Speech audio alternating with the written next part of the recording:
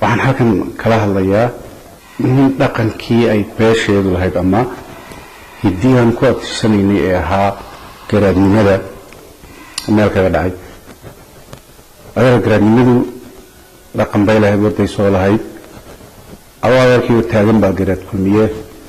ay kumada dhan doorteen oo garaad laga dhigay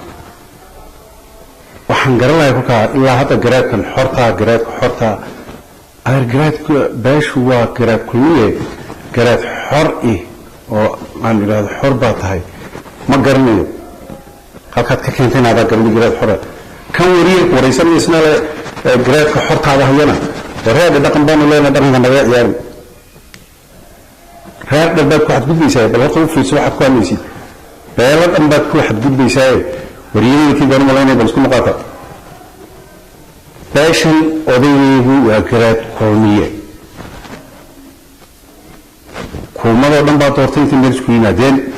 wuu taagnaa adeerkiina maantaana waa taagnay kolkaa adeer magac oo qaabka aada u wadid iskama oran day adeer been baad sheegtay ma tihid garaadka mana noqon kartid garaadka garaad kulmiya garaadkiye waxa weeyaan ma garan kara day waxa sababta aad nabadiidnimada aad haddana wixii waad sii fogeyseenba adeer beesha adeer magac noo dhaaf oo adeer magacii siduu ahaa u daa oo adeer garaadnimada wadaleeda wadadeeda ku ilaali oo ixtiraam waxa weeyaan tan kale ah dhibka wadin adeer waan degannahay ninku dadkaas region idil baanu mas-uuliyiin u nahay oo anaad xornimadayda raadinaysaa anaa kula anaaba regionka dhan haystee xornimadaada mii raadin anoo region dhan haysta keliya garan maayo dee